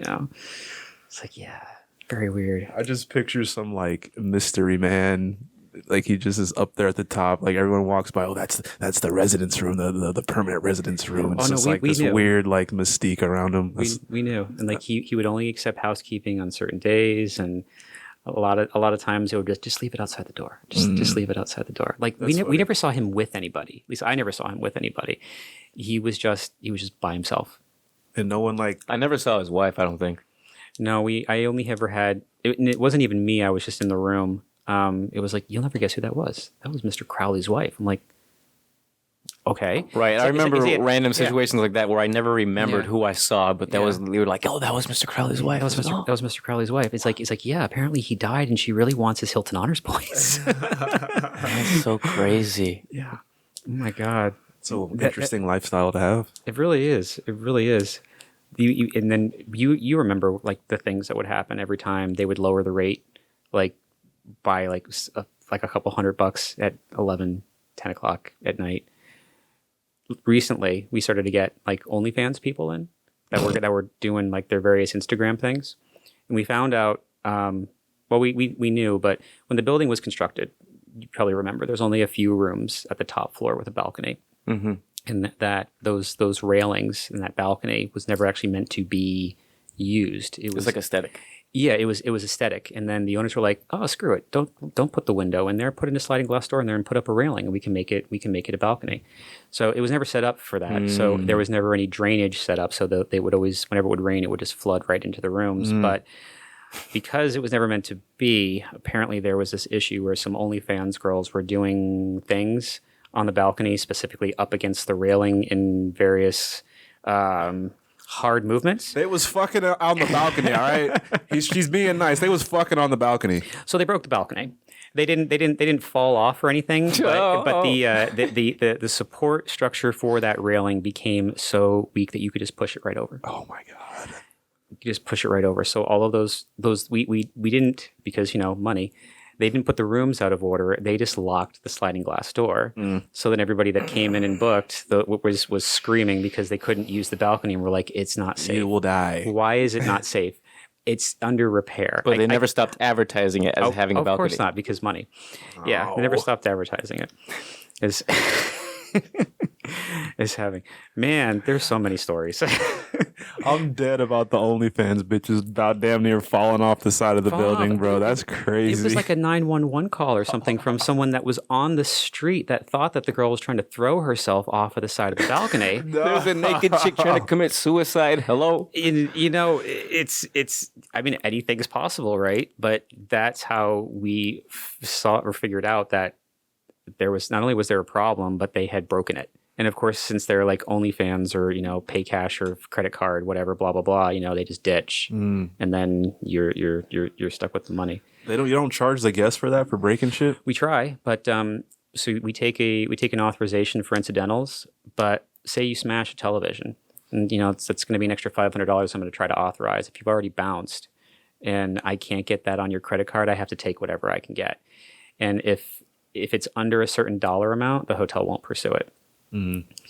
I found out just recently that like the various types of insurance coverage, right? If it doesn't meet like a double-digit minimum, there's no reason to even apply for an insurance claim. If something were to happen, it's just settled directly with the hotel. Okay, so out of y'all's pocket, basically. I'll just pay for it. Yeah, something like that. Okay. Something like that. But yeah, weird things happen when you drop the rate. We ended up at one point. You actually might have been there for this. You remember the big drug bust? Yo, You remember the hold drug on. bust. Hold Oh on. my The drug God, bust. that poor bellman. These stories That poor are bellman. getting crazier and crazier. So That now we poor have a bellman. drug bust at the goddamn embassy downtown. Let's hear about it. This is why you go to college. Yo, a right? bellman almost made his life, bro. A bellman could have made his life. Let me hear it. Tell me. Yeah. Do you want to share? No, it? no, no, You go want me to do ahead. it? So there was somebody that was staying at the property that Tampa PD or FBI or whoever they were Tracking. Were tracking. They were looking for him. They knew who he was. They knew who his contacts were. They knew Where he worked. Yep. They knew what business he was doing, and they knew he knew he was here, right? So it was total entrapment too. Like it was absolutely total entrapment. Trapped his ass. Yeah. So the entire lobby was filled with Undercovers. plainclothes officers, like everywhere. Like they were sitting reading the newspaper, acting. Yeah, it was like right out of a TV And you series. saw right? this? Y'all saw Dude, this? we Yeah, we watched that video camera so many times. We watched that tape so many times, bro. So they It's like when they fucking just unveil and the guy gets all the arms on him. It's like it's done. Yep. That camera, we watched that so many times, but continue. God, that was awesome. Yeah, so they come to the desk. They tell us what's going on. They tell the manager what's going on. And obviously, we're standing all right there listening to every single word. Nosy bastards. Yeah, and he's like, okay, this is what we're gonna do. We need you to call this person. Tell him he needs to come down to the desk and sign for a package. The package is from this person, and he has to come down. He has to sign. He has to take receipt for it, which is what we used to do anyway. You know, you have to sign off on the package delivery slip. And he was so adamant when we called him. He's like, no, just have it come up. No, I'll get it later. No, just why can't you have it come up? So he was fighting. He wanted to deliver. He knew to something his was up. room, and we're like, no, I'm sorry, it's hotel policy, which it was. Well, to a point. But he was like, no, it's hotel policy. You have to come down to the desk and you have to sign for it down at the desk. Comes down to the desk. Go through the entire rigmarole. Everybody's just like looking. Like it was almost like meerkats. They all turn at once and look. Shit. So he signs for this box by this drug dealer guy, whatever, and they just swarm on top of him. Like I didn't know that there were that many uniformed or whatever they're called officers in the lobby. But our entire lobby was just met on top of this guy. And then it was the housekeeper or the bell? Was it the bellman? It was the bellman who had to go up there. It was the bellman that had to go up there. It was like $10,000 in cash. I remember it being sitting. more. Was it? In the room? I remember it being $40,000 cash in a fucking Whoa. suitcase. I thought it They was told only- the bellman to go up there and get his shit, and he looked inside the suitcase. He told us that he called his mom and asked him, "What do I do?" At that point, like So wait, that's when you have in your wait. head where are all the security cameras? Because if it's that, I thought it was just 10K. If it was it could have been, but if you're confiscating a drug dealer's money or whatever, and he's already going to prison, it's like, well, what happened to this money? Well, I don't know. So y'all just had a random employee go up and try to get the money. Why didn't the cops go up Well, there and get it? get the money. It's not like we told him, "Yo, go up there and get the money." We just told him to get his things. Well, and bring so them it was downstairs. so we did it like a checkout, right? So Okay. you would dispatch your bellman to collect the guest items and then just bring them down. Okay. In this case, the bring them down was to turn them over to Tampa PD or whoever they were, because there was an FBI office in Tampa that for whatever reason is very, very active, and we get some of those people in sometimes. But I would have grabbed a couple racks, no cap.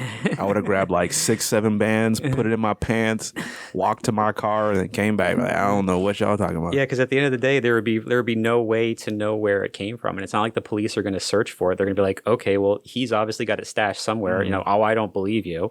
You know, Yeah. So just walking out with that kind of money. I thought it was the housekeeper. It was the bellman. It was the bellman Francisco. I remember now.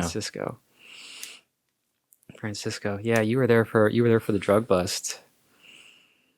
So we've had drug busts. We've had angry ex-hockey player wives. Nudists. We've had nudists. Had nudists. We've had pedophiles. we have the there's always the incidental pedophile. Oh man. So we've just gone all over the spectrum here. Yeah, I mean, I've got some guns. I've got gun stories too. People leaving their weapons. Y'all remember? You remember that? What was it called? It was Turning Point USA. The kids, the right wing Republican kids that came to Tampa. So this past year, it got a lot of attention because outside of the Tampa Convention Center, because there were a lot of very MAGA Republicans speaking there, and there ended up being a group of individuals dressed in swastikas and flags and everything that were outside. So they got a lot of extra attention because of that. However, and again, these are minor children. These are well, for the most part, they're like between 14 and 20. 21 kids. I remember because they started buying. Yeah, our very Christian, youth were buying alcohol for all of their underage various friends, and causing problems. They had hookers come in to try to mess with some of the younger kids. That was a call to Tampa PD, and then they had left some of their firearms in the room. So you've got kids that are bringing firearms and leaving them in the room. So having housekeepers go up and finding weapons, or we had one where it was under the mattress. We had another one where it was shoved in such a way that it was in the sleeper sofa, but you would never have seen it unless you pulled out the mattress entirely. Mm-hmm. So the housekeeper missed it. And right after Turning Point USA, we had MetroCon or Comic Con or one of the cons. So you have a bunch of, fun little kind of, dorky, happy guys, that are all cramming into a room to see, the guys from Lord of the Rings or whomever. And then they pull it out and boom, loaded firearm right where you would put your head. That's crazy. Yeah. So Tampa PD was my best friend. Sounds like it. I love Tampa PD. Was there any ghost things that happened there? Did you see anything? Any noises? Any? Well, you know the story about that area of downtown, right? So everything. So you know where the Fort Brooke garage is, right? The Indian Mountain used to be there. Yes. Right. So, but that was also part of the old Fort Brooke garrison. So everything south of Whiting Street was part of the old Fort Brooke garrison. And there are stories about the Seminole American War and dead soldiers, dead Indians, and things. So the theory is that the entire spade of land south of Whiting Street, part of this garrison, was a war zone. So you've got dead Union soldiers and dead Indians, and so we're all built on an Indian burial ground. So we used to blame all the issues with the pipes and random phone calls from extensions that didn't exist, to the front office on these things that were crazy roaming the building. Nice. But nothing where you experienced anything. No, just hearsay. They're saying. No, I wish I could spin a tale to that effect, but no, nothing ever. Nothing Besides the old Tampa history, people killed themselves there too. In the hotels. It's been suicide. On our time, when I was there, definitely somebody hung themselves in the shower. Yeah, they did. Were you there for the one that used the weird gas? No. Yeah, there was a guy that he had left. He had created this contraption around his face to absorb what must have been an anesthetic, right? Okay. And he had written notes for every single person, like the housekeeper or the person that found him, and then one to his family, and then one to his job, right? And then there was a note that said, "If you enter the room and it smells like this, leave immediately because this is what I use to end my life." I had been. Oh, this is terrible. But I've been surprised that nobody had ever tried a swan dive in the atrium, but that almost happened 2 months ago.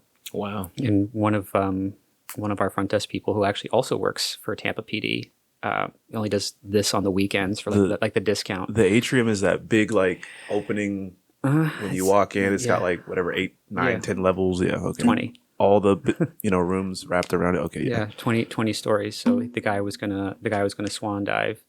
And of course, youth group in the lobby. So you want to traumatize the kids. Isn't there a fountain at the bottom? Used to be, not since the renovation. Okay. Used to be, but yeah, plucked him off the balcony. And the guy was super pissed about it because I guess he had sold all of his stuff and had nothing to go back to, and now I don't know where he is, in some sort of care. But probably try it again somewhere. Anything is possible if you're determined enough, I guess, for something to happen. It'll happen one way or the other. Yeah, we had a few suicides. There was another close call with, I think, some kid over one of the Florida music educators or something. His girlfriend broke up with him and he wanted to throw himself in the lobby, and our security guy got him as well. But it's dude, this is you're what, 17? This is not something you end your life over. You're gonna have a lot of breakups in your life, bro. I'm about to say there's plenty of fish in the sea, brother. Yeah. You're 17, man. Yeah. Live on, dude. Live on, dude. Oh, I could tell you one that's actually not so great. So when I was an AGM in Sarasota, we had a management company. So it wasn't a corporate property; it was a management company that was based out of Pensacola.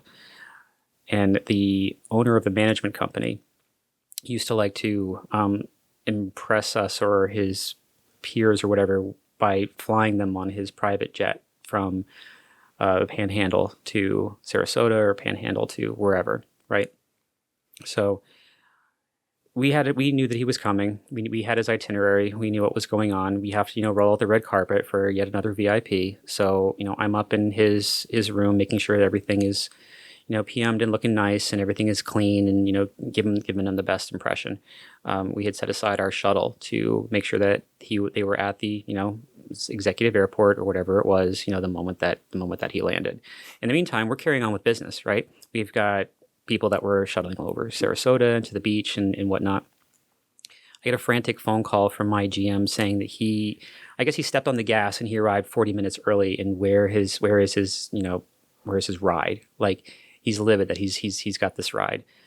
So my shuttle driver, English was not his first language, but this is Florida, this is hospitality. A lot of times you will work with people that are Central, South America, Caribbean. No, they don't all speak English, or it's not all their first language. They're trying and they're working hard. So he was our shuttle driver. So I had my front office manager, who was also South American, say, I need you to reach out to, I guess his name was like Raphael or something. Tell him that once he drops off his guest, the very next stop he needs to do is go up to this airport. It was only maybe 10 minutes from downtown. So the dude was waiting he himself got in 40 minutes early, and then we had to finish the run. So it was maybe 25, 30 minutes before we got up to him. And once he got there, he was so livid that he pulled me aside and started screaming about how when I yell at somebody, I want them to understand me. How dare you send somebody to me that didn't speak English? Like, I want to make sure that the next time this happens, like, I can yell at the person and they can understand why they're being scolded. So for the first time in my career, I had to defend somebody for just being who they are, right? That was also a turn of why, like, I don't think I'm going to stay at this property very much longer, because I can't work for you knowing that you are not going to be able to tolerate any of my housekeeping staff. You're not going to be able to tolerate any of my kitchen staff. You're not going to be able to tolerate my shuttle and my bell staff. If like, what kind of person says that? Yeah. So, for almost 30 minutes, he like just berated me about the fact that we need to hire more people that speak English. So I went into as politely as I could. I know that you're from Florida, just like I'm from Florida. I grew up here. My experience in this part of the industry is that this is where our market is for employees. So these people are working hard. We do trust them to work hard. The person that drove you is one of our best shuttle drivers. No, English is not his first language, but we may not have the ability to staff in that manner, whether it's his preference or not, because the people that are working here are diverse. You're not going to have an all-white staff. I'm sorry, it's just not possible. Like, sir, do I got to remind you of the corporate circumstances you probably helped create that necessitates these hiring of the people? Like, come on, guy. Oh, and it was so hypocritical, right? Because he has all these pictures with these various black charities and some like museum for minorities and blah blah blah. It's like I can't tolerate the hypocrisy. This tells you, it's like, when you see figures that do those kinds of activities, taking pictures and promoting that, it's compensation. Yeah. For the exact opposite internal attitude. Yeah, exactly. Hilton had a float one year. Yeah, I remember you on the float. Yeah. It was actually really cool. It was an awesome experience. If you ever have a chance to be on a float in whatever parade you're in, just be on the float. It's so much fun. People cheer, and you can throw beads and stuff. Yeah. But there's always going to be and they're all very visible, right? There's always a group that is just God hates you. We're here to we're here to remind you that God hates you. Oh my God. So it's like that element is so hard to get away from. Mm-hmm. even for non-Pride events, right? So Comic-Con, every year for Comic-Con, you have people that are going outside the building, and there are kids that are attending this event that are preaching the gospel, saying this is idol worship. You're all going to hell. You know, you're terrible parents, and they've got Tampa PD around them because you can shout back, you can say things, right? But even if you say like spray water on them, that's considered assault.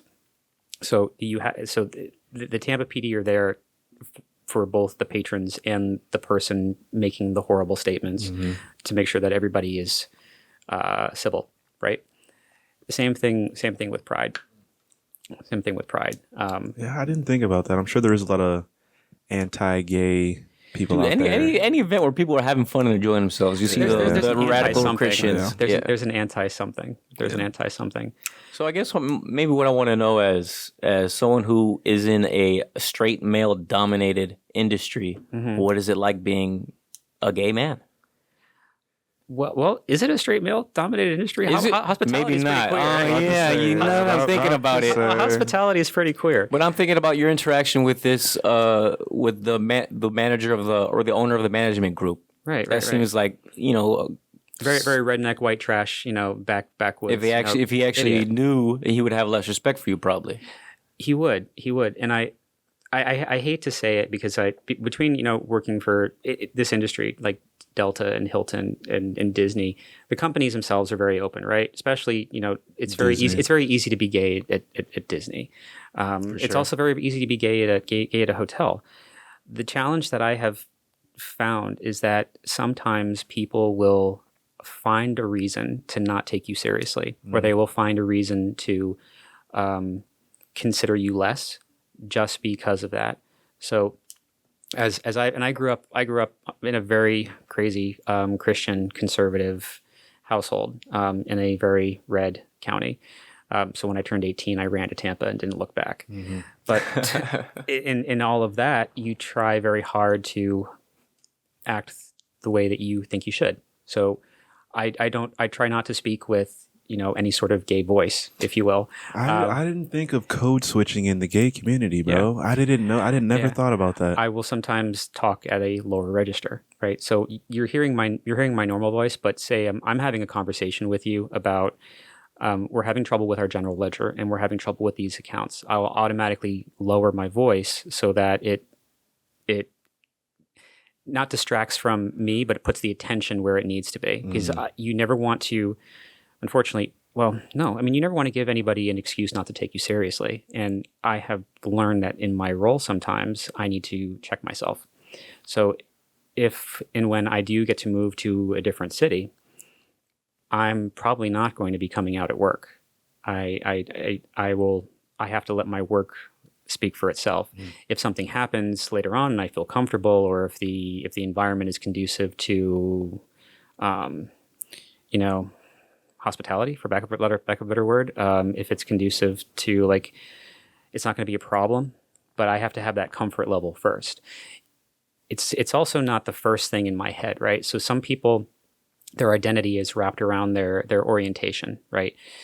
If you go in with that first, then any offense or anything that comes at you, whether it was work-related or not, they go there in their head. It's because I'm gay. It's because I'm gay.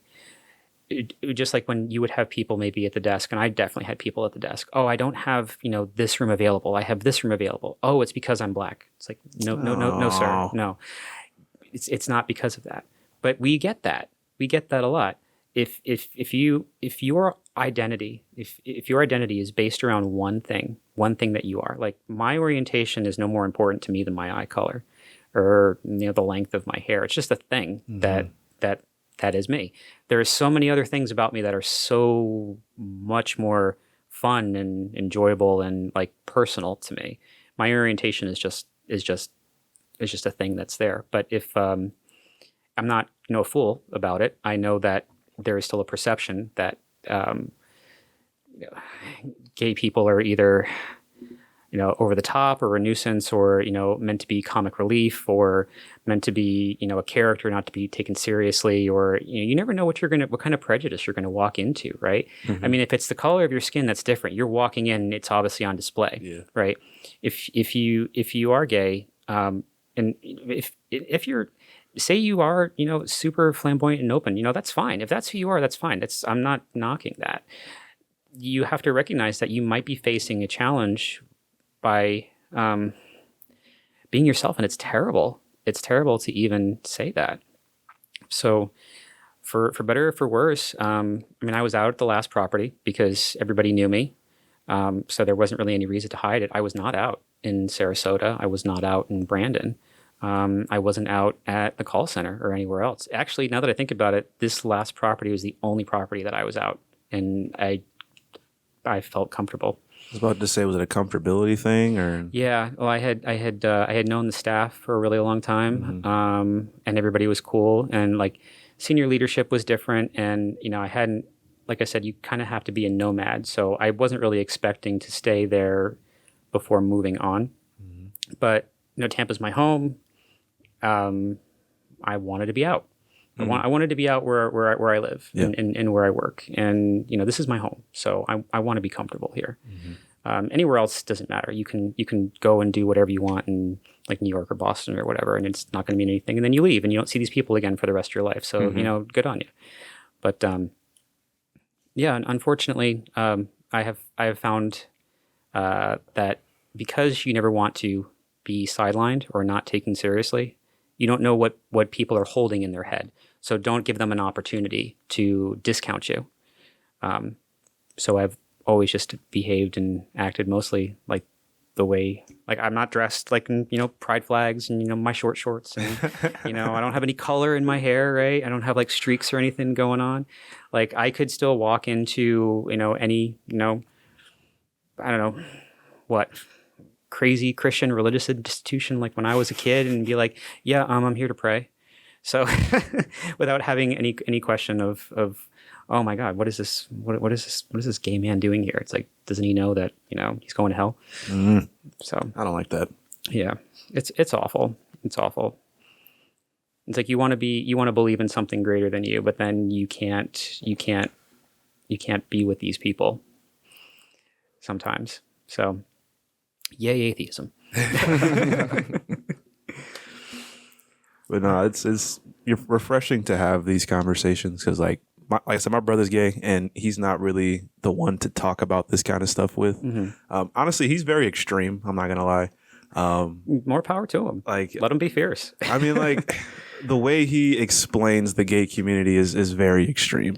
That's curious. How like, so? For example, the last time I talked to him, like I didn't even ask for this. He was trying to like it's a bad word, the F word. Okay, fine. He was like, there's a difference between being gay and being a faggot, and he like broke down the whole fucking. This is what faggots do. This is what gay guys do. I'm like, so that is kind of a thing. Yes. Is it? Okay. Yeah. Okay. That's kind of a thing. Yes. I could try to equate that to another word, but I don't know if I would be entirely accurate. Yeah, like he's in the feedback. He's very like, because there's this type of person, and then there's that. Like, it's the thing you scream out of your window when you're furious because this person who just happens to be this thing is causing you a problem, right? Right. So just like the N word. Yeah, that's where I was going. Yeah. So I mean, that makes sense. Makes sense. Yeah. Yeah. No, it's interesting. It's weird. Yeah, I've been having a lot more. Most of my friends are straight, right? And everybody's cool. But the fun thing is that when you go out with your straight friends, the straight guys will always get drunk and ask you questions. No, seriously. Like what? No. Hold on. Before. Please go ahead. So I know you're straight. You're straight. You obviously must be straight. Okay. So you've never had like a gay friend where you're like, dude, I'm curious about this. I have, yeah. Yeah, you have. Well, you have your brother. So like what questions, like the questions that you might have approached your brother with, be like, dude, is this a thing, and why is this a thing? I don't understand. Like what do you feel when this happens, or why is this desirable? Like things along those lines. So I've asked him. I don't want to sound like an asshole, but Dude, I've But never. that's the thing. Here's the hilarious thing, right? So I take it to a good place because these are my friends, right? Nobody's being mean. Yeah. You know nobody's being mean. They're genuinely curious. I think it's hilarious, and I'm happy to educate. Okay. But their wives / girlfriends sometimes are mortified and like thinking that like I'm gonna like freak the hell out because some guys might, right? Secret, right? Some guys might. It might Secret be, closet, have a girlfriend. Yeah, I feel like gay And by men- them asking you these questions, maybe he's one of those closet having a girlfriend types of guy. He's just curious. He wants Paul's advice. that was one of them because I guess the one guy. So that actually happened? To a point, yes. Oh. So the girl and her husband, he's talking to me and asking me all these questions. She comes up to me later and she's like, "Look, okay, I need to know if he's actually gay or not." I'm like, "He's married to you. Like you're this beautiful blonde, creature. Like I'd marry you if I felt so I inclined." think I know what you're talking about. Yeah. So apparently, I guess she was like, "Well, his search history is." I'm like, "You're going through his search history, whatever." Typical wife, and finding all of these finding all these chemicals and talking about that are used in maybe like sex reassignment surgery and things like that. It turns out they're also the same products that you use to regrow hair, right? So the dude was balding. So not to get, because I don't have all the technical skill, but it's, hair loss is hormonal to a point for men. So applying whatever with this or that in it, it affects your hormones or your testosterone, estrogen, whatever. But apparently in large doses or in a concentrated form or whatever, it can be used for, people that are transitioning. So I'm like, no, he's not gay. He's not gay. He's just, one, he's asking questions. Two, he's freaking bald.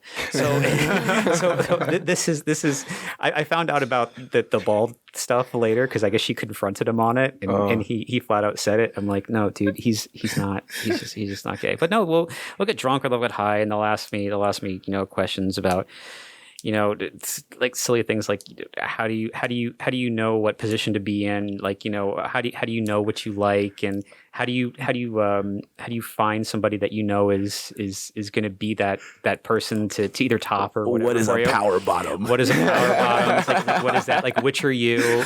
Yield. Oh my god! These terms? It's like, do you have a safe word? What are these terms? And it's hilarious. It's hilarious. But I'm happy to educate. I feel like gay men are more inclined to share, whereas if you might ask a lesbian, they would get offended. Yeah. But at least that's the kind of guy I am. So I know that it's coming from a good place, and nobody's picking fun. I've never felt uncomfortable. So yeah, questions are hilarious, especially drunk questions. Drunk questions are my favorite. I asked my brother, I was like, so why do some, like, there's two type of like gay white dudes, either, like you, or the ones that talk like ghetto black bitches. Yeah. Yeah. That's usually where we use that word. Okay. So that is where that term goes. Yeah. Okay. Yeah. So sometimes, like I said, it's hard. There are some people that that is their identity. That is the lotus of their identity. And I remember what's his name at the restaurant. You worked there for the longest time. He always wore the eyeshadow. wore eyeshadow. You're not talking about Ryan, are you? Ryan wore eyeshadow? Yeah, He totally talked like did. a ghetto black bitch. Oh yeah. Oh yeah. That makes me cringe. I'm sorry. Yeah. I'm sorry. Yeah, Ryan. No, Ryan was a character. Yeah, ghetto black bitch. And he had really, from what I understand, he had really wealthy conservative parents as wow. well. So I mean, it's so. He was great though. He was Yeah. good at his job, and Yeah. I stayed there was. one time after leaving, and he hooked me up on some services. Yeah. Shout out to Ryan. He's awesome. Yeah. Clarify those services. Like cake, extra cheesecake. I didn't okay. pay for He's- nothing. He's Chocolate. He's talking about like the OnlyFans services. No. He what? Yeah, Ryan is leading a fucking OnlyFans. No. I mean, you said he hooked me up with some services after work. He worked in the restaurant, dog. He worked in the restaurant. No, he was. Wine and chocolate and the like. But yeah, when you when you would just use that one thing to just be like the first thing in your mind, it's very easy to slip into everything that your friends are doing. Oh, so this is gay, so I have to do this. Oh, this is gay, so I whereas where's my pride earring? Oh, this is gay, so I have to wearing. When you when you get into stereotype category, right? So like what they show to represent us on television most of the time is the character, right? Mm-hmm. So Well, all of us get represented in caricatures, right? absolutely perfect. Yeah, absolutely. So leaning into that, I've always kind of shied away from, because you're losing yourself when you lean into something Falling like that. into a stereotype. Yeah. You're changing yourself into something else because you feel that this is what you should be. So, and for anybody that genuinely feels that way, and it's not meant to be offensive. If you genuinely feel that way, you genuinely feel that way. But if you feel like this is what you need to be gay, it's not. You just need to be yourself. Just be yourself as much as you can be. And then, It's a little twist of irony. Typically, gay people in the community are liberals, right? Mm-hmm. Liberals tend to be kind of anti-capitalist and all of that. Yet part of their great solution to feel better is to fully commit to an alternative consumerist lifestyle. You got to buy the right things. You got to dress a certain kind of way. yeah, but isn't that just? And we're all supposed to be nonconformists, right? Or we're all supposed to be our own person. So Right. You can't. We're committing to the fucking monster in order to Right. express ourselves, and I think that's just fucking bullshit. Yeah. How can that be any kind of solution? Yeah, exactly. Do you see someone that's you can see they're over the top and that's not really them, and you kind of get annoyed with that, or it aggravates you? I would used to see it in groups, especially at the hotel, and there was always that one guy where you could tell it was forced, right? See, that's what I don't like, is the forced gayness. But it's not that it's being imposed upon them, but they're forcing it on themselves. Yeah, because they think this is what it means. Exactly. Yeah, you can be a gay man and be boring. You can be a gay man and just wear jeans and a polo And be boring. There's Poor Paul. yeah People find out gay, but you're not really fun. You're a boring gay. Yeah. That's not bullshit. Paul's fun. I try to keep it fun, but yeah, there's all different types of it's always been to me just a thing. It's just a thing it's just a thing that I am. It's not the first thing that I am. Right. No, for sure. That's not the first way I think of you at all. Well, thank you. It's all how about you're black, but you're not really black. You're gay, but you're not really gay. I get that. Do people ever say that? Yeah, they do say that. Because they think that gay is the flamboyant picture on TV. Yeah, because cartoons or because of everything that's on TV. You can't just be a guy that just happens to be homosexual on television. You have to be a character. Yeah. You're like Skittles. Yeah. Rainbow on the outside, white on the inside. Right. I don't know. I'm trying to make this parallel. That's clever. That's clever. It's funny. I think last year, because, obviously Skittles is fucking taste of rainbow. It's always been forever. Yeah. Of Pride last year, I think they made their Skittles all white. In a weird, ironic show of pride. I don't understand that. I don't either. I don't understand that. Because normally it's always Skittles, so how can they make a change? So they made it all white. And that also shows a lack of awareness, right? So when you go, I know Florida is what I know. So if you go to Pride in Florida, specifically in Orlando for gay days, right? You wear red to show solidarity. Okay. So if when you're going into the parks, or you're going wherever you're going, and they usually have days where they'll say, oh, no, it's a plainclothes day, but today's the day we're going to show solidarity, and it's meant to make us visible, right? This is how many of us there actually are, right? We're walking around in plain clothes, Monday, Tuesday, Wednesday. On Thursday, we're all going to wear red. So you're coming into the park. It's no one is being weird or crazy or just making out or grabbing or groping or whatever. Some people who do that anyways. But then that violates the rules of conduct for all guests, right? And then you're thrown out of the park because you can't behave. Just being gay doesn't give you permission to behave badly, right? So you still have to behave while you're on private property.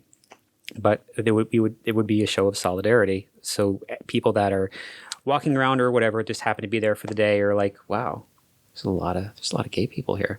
It's meant to give you an idea of, well, maybe there's a lot of gay people everywhere. Maybe I'm actually having more of an effect by being against this than is healthy or is helpful.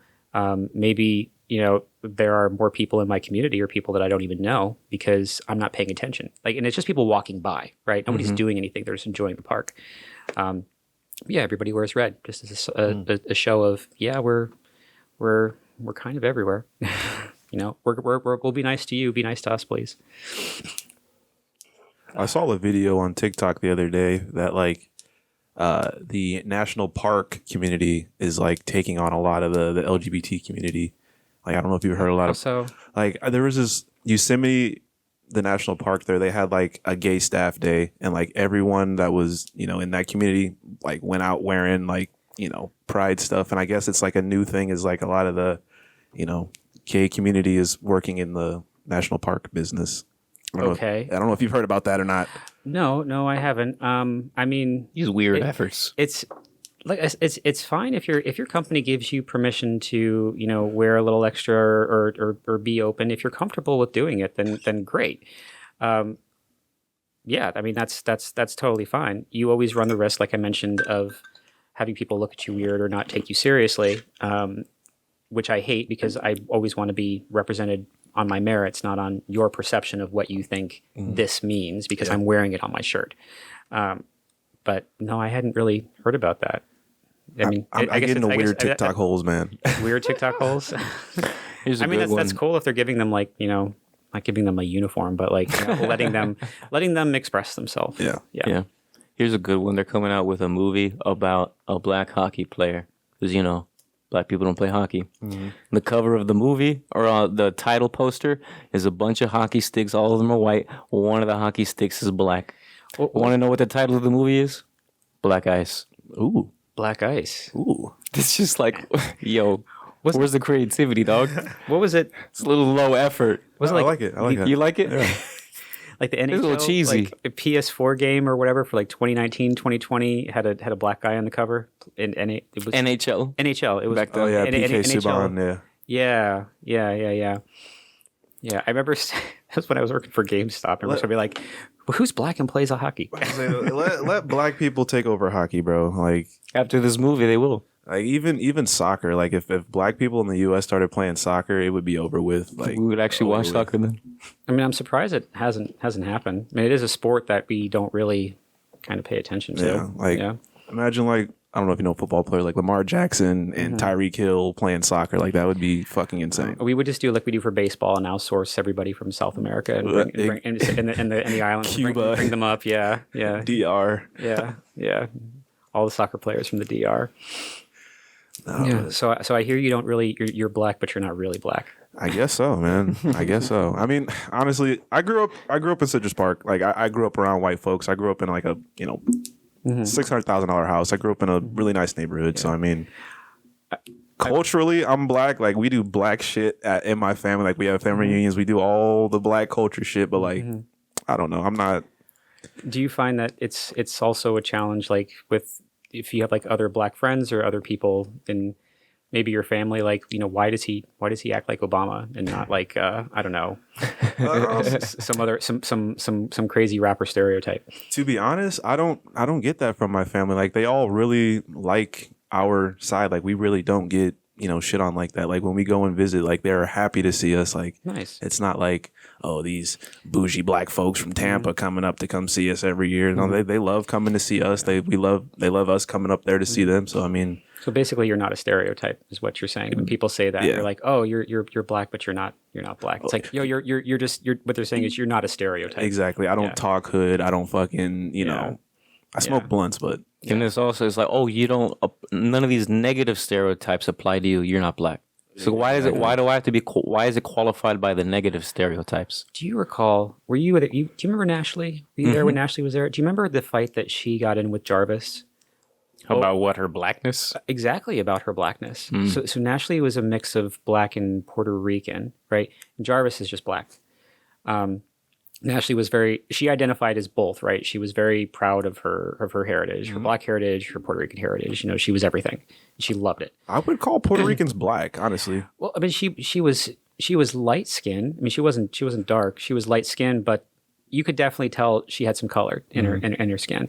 Curly hair. Curly hair. Yeah, black. Yeah, curly hair. She had gotten into an argument with Jarvis over something like she couldn't say what she was saying because she wasn't black enough, or she couldn't identify as black because she wasn't black enough. And Excuse me? Yeah, and I remember her coming into the back office and she was like, "What the hell do I look like to you?" I'm like, "What do you mean?" She goes, "Am I? Do I look black to you?" I'm like, "To the best of my knowledge, yes. You appear to be a black person or a mixed race person. Yes. What are you getting at?" She's like, "I just wanted to make sure that I'm not being racist because I'm black." Like, I don't understand what you're saying. So that kind of opened my eyes a little bit to I guess within that community. If you are a light-skinned black person, or if you are a mixed race black person, then for people that are not light-skinned black people or mixed race black people, the light-skinned, dark-skinned there seems to be a butting of heads about what you are and what you aren't, and what you can and what you cannot do. It was very interesting. To be honest, yes, there's a little bit of colorism in the black community, but you see that usually from like the immigrant side of black folks, like the Jamaicans, the Africans, like the actual like diaspora Africans, Dominican Republic, like those black people really have like, I don't want to say like a tribe mindset. So it's like, oh, they're darker, they're lighter, treat them differently. But like in like the FBA black community, we know we have a whole spectrum of different type of colors. So my question really is Jarvis, like, was he, fundamentally black American? Like, was he? No, he's fundamentally black American. Okay. Fundamentally black American. You don't really see that a lot from the fundamentally black Americans, to be honest. So I don't know where he's getting that entitlement from. I'm sure I don't know. But like, yeah, I don't know if you know that, but there is a huge like issue right now between like fundamentally black Americans and like immigrant black Americans that like, their families have been here for like, 3 generations. And then, fundamentally blacks have been here for 400 years. Sure. So there's a huge like... The immigrant blacks typically adopt the same stereotype prejudices that the rest of society holds towards society. The ghetto. Yeah. They look at them like the ghetto. Yeah, I can understand how that could be the case. It's weird. It's really weird. I wonder if there's a parallel in that between like the old school gay community and the new gay community. No. Just you're gay, you're gay. We're one big community. Everyone's welcome. That's good. I wish black people were like that. You're just one big community. Everyone's welcome. It's kind of like so some of my Hispanic friends have also shared with me that like when you're in a housekeeping office, right, or when you're working with people from Central America, South America, the Caribbean, you're all trying to work together. There's all this bias of, well, you don't speak Spanish right, or you're saying this wrong, or you're only saying this because you're this, you're only saying this because you're that.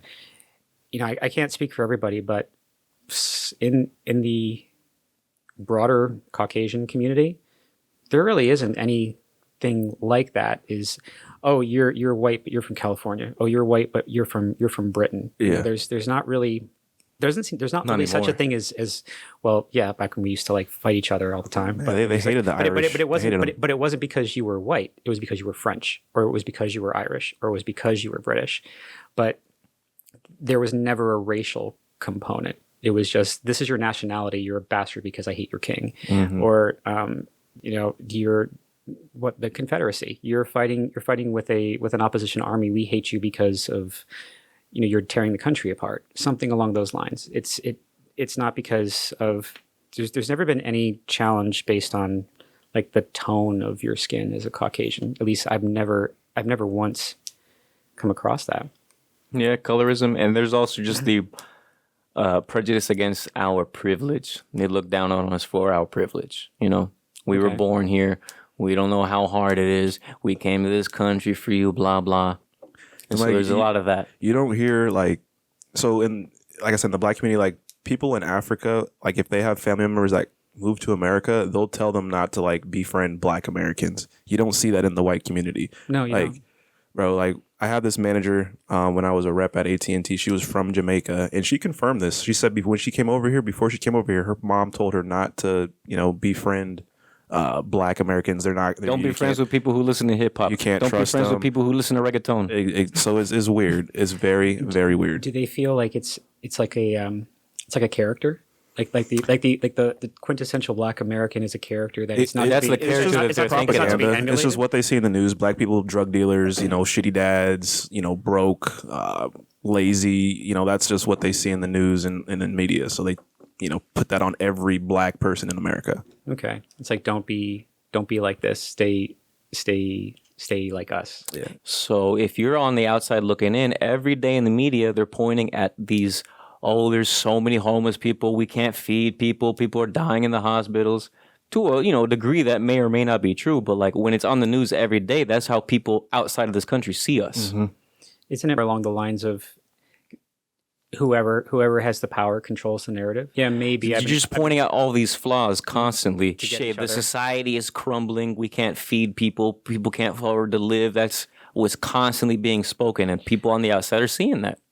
Yeah, you're right. When I would be in the UK or I would be in Europe, I would be embarrassed to watch the news. Like I'd be embarrassed to watch any news network that they were getting.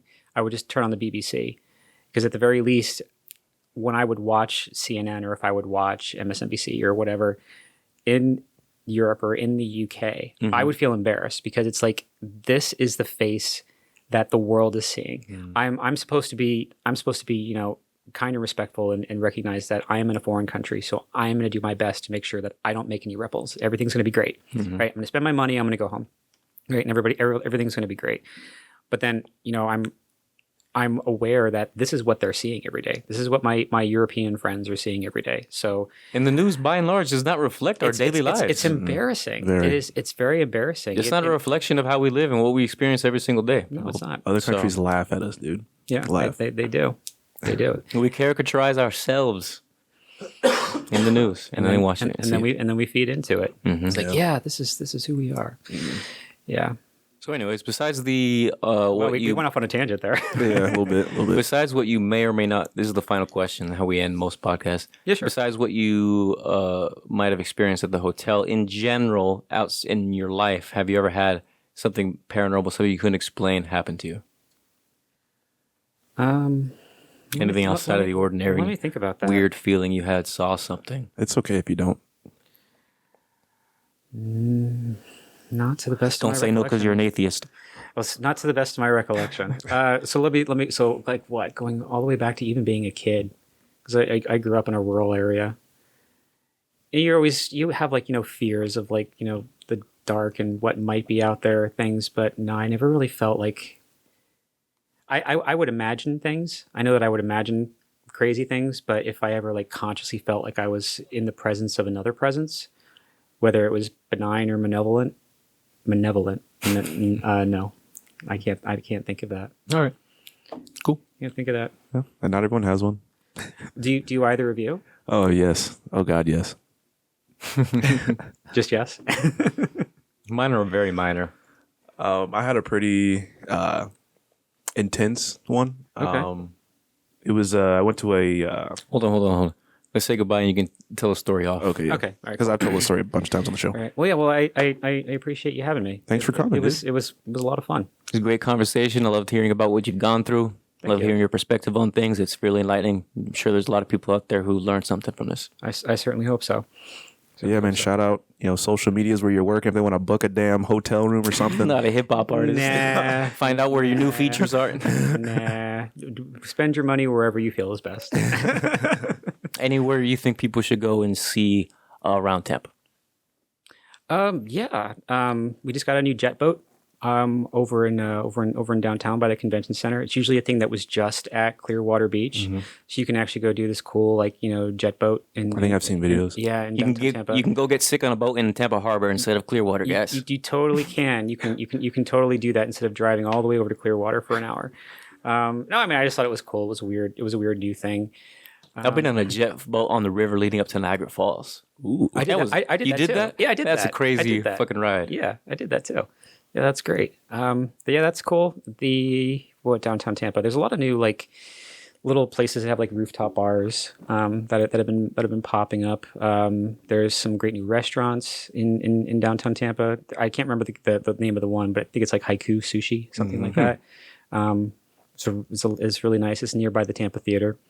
Tampa Theater is always great if you have an opportunity. There's a lot of history there. Plenty of ghosts and paranormal stories Yep. at the Tampa Theater. Yeah, even there, I haven't really felt like a presence of anything. And they try to like really push you to say like, because I went on the ghost tour, they're like, do you feel anything? Like, do you smell anything funny? I'm like, No, dude. I know you're trying. And I know you're really trying, but I got to tell you, like, truly from the depths of my soul, I just feel like I'm in a building. All right. Appreciate you, Paul. All right, Paul. Love you, everyone. See Have a ya. good night. Take care. Peace.